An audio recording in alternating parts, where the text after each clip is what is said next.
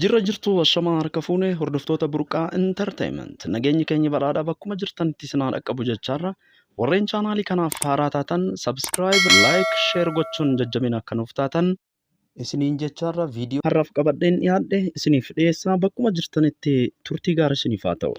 Biyyi tokko nagaadha kan jennu oltee bultee gaarii yoo qabaattedha.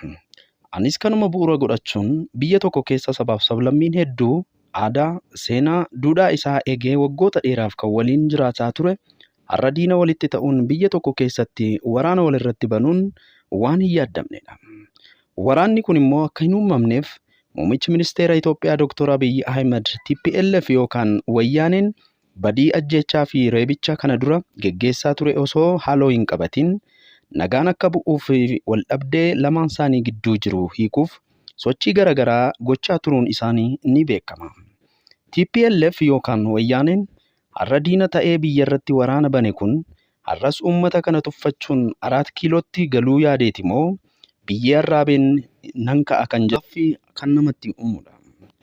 Hordoftoota burqaa entertainment biyya Itoophiyaa jedhamtu kana keessatti wayyaaneen yookaan TPLF waggoota dheeraaf bulchaa yeroo turetti eenyumti yoo dhufe homaa nun godhu jechuudhaan aangoo isaaniitti abdatanii kan turan qeerroon Oromiyaa waraana tokko malee laphee isaa rasaasatti kennuun artistoota keenya waliin biyyatti ari'ee galchuun jijjiirama dhufe kanaaf shoora guddaa taphachuun isaanii waan hin irraanfatamnedha. Kana malees xiinxalaan siyaasaa fi aktiivist jawaar Mohammad dubbiin osoo akkanan ta'in dura maal jedhan laata? ምናልባት አሁን ካነሱልኝ ሐሳብ ተነስቼ ኢትዮጵያ ውስጥ ጦርነት ይከሰታል ብሎ የሰጉ መሰለኝ ወይም የእርስ በርስ ጦርነት አሁን ካለው የከፋ በርግጥ በሐሳብም ጦርነት ውስጥ ምን የሚሉ ሰዎች ስላሉ ማለት ነው ይኖራል ብለው ያስባሉ እንዴ? በጣም እንጂ የት አካባቢና በምክንያት ብለው ያስባሉ? ለምሳሌ ከትግራይ ጋር ያለው ሲቹዌሽን አንተ የትግራይ ተወላጅ ብትሆን ዛሬ ያለው የሚያሳድር ፓርቲ ለየተቀን ስለ ጦርነት ነው የሚያወራው። ባላንጣ የምትለው ኃይል በየቀኑ ስለ ጦርነት ነው የሚያወራው። እኔ ሰሞኑን ዶክተር ደብረጽዮን ኢንተርቪው አድርጋቸዋለሁ።